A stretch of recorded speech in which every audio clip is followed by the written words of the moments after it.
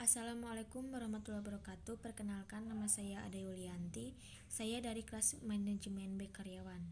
Di sini saya ingin menyampaikan tentang materi standar operasional prosedur atau SOP. Pengertian SOP merupakan tata cara atau tahapan yang harus dilakukan dalam suatu proses kerja tertentu yang dapat diterima oleh seorang yang berwenang atau yang bertanggung jawab untuk mempertahankan tingkat penampilan atau kondisi tertentu sehingga suatu kegiatan dapat diselesaikan secara efektif dan efisien.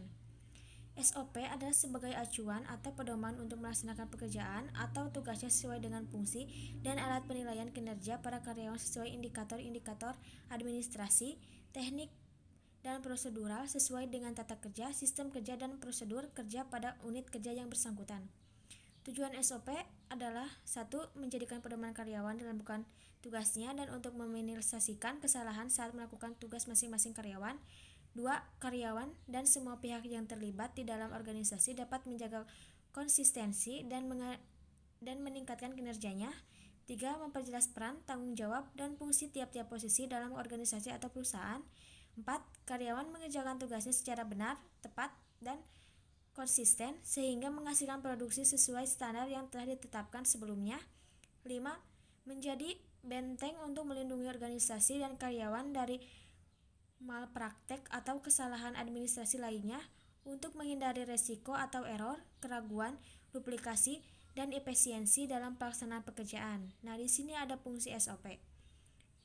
Memperlancar tugas petugas atau pegawai atau tim atau unit kerja sebagai dasar hukum bila terjadi penyimpangan, mengetahui dengan jelas hambatan-hambatan dan mudah dilacak, mengarahkan petugas atau pegawai untuk sama-sama disiplin dalam bekerja sebagai pedoman dalam melakukan pekerjaan rutin. Manfaat SOP sebagai standarisasi cara karyawan melakukan pekerjaan khusus untuk mengurangi kesalahan dan pengabaian. SOP membantu karyawan untuk menjadikan lebih mandiri dan tidak tergantung pada intervensi manajemen sehingga lebih sedikit manajer yang terlibat dalam pelaksanaan proses sehari-hari. Tingkatkan akuntabilitas dengan mendokumentasikan tanggung jawab khusus saat melakukan tugas. Buat ukuran kinerja standar yang disediakan karyawan. Cara nyata untuk meningkatkan kinerja dan menilai upaya. Buat materi pelatihan yang dapat membantu karyawan belum menyelesaikan pekerjaan dengan cepat, menunjukkan kinerja bahwa organisasi tersebut efisien dan dikelola dengan baik, memberikan pedoman untuk setiap karyawan di unit layanan saat melakukan pengiriman layanan harian. Hindari implementasi tugas penyediaan layanan yang tumpang tindih, membantu menemukan kesalahan prosedural yang dalam pemberian layanan. Pastikan bahwa proses layanan berlanjut dalam situasi yang berbeda. Nah, di sini ada prinsip-prinsip SOP, yaitu harus ada pada setiap kegiatan pelayanan, bisa berubah sesuai dengan perubahan standar profesi atau penerbangan IPTEK serta peraturan yang berlaku, memuat segala indikasi dan syarat-syarat yang harus dipenuhi pada setiap upaya, disampaikan tahapan-tahapan yang harus dilalui secara kegiatan pelayanan, harus didokumentasikan. Dasar hukum SOP 1. Undang-Undang Nomor 36 tentang Kesehatan.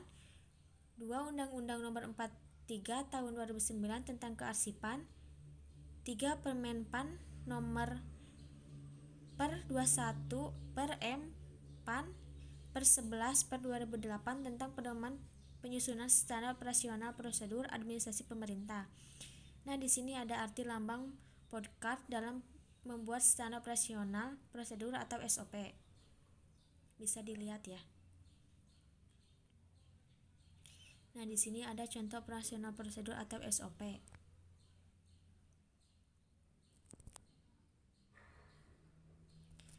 Nah, di sini ada contoh SOP sesuai dengan pekerjaan saya.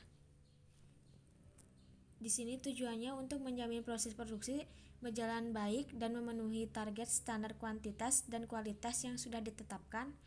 Alat dan bahan, alat produksi, alat quality control.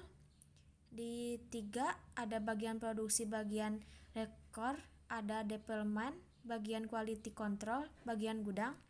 Dan di keempat ada dokumen yang digunakan, daftar kegiatan produksi harian, laporan hasil pengujian produk, bukti terima dokumen, lembar penggunaan bahan baku, bukti permintaan dan pengeluaran barang gudang.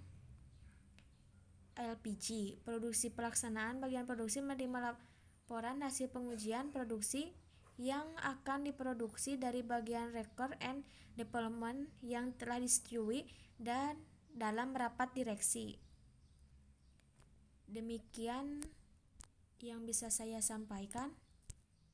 Mohon maaf apabila terjadi kesalahan dan kekurangan. Wabillahi taufiq wal hidayah. Wassalamualaikum warahmatullahi wabarakatuh.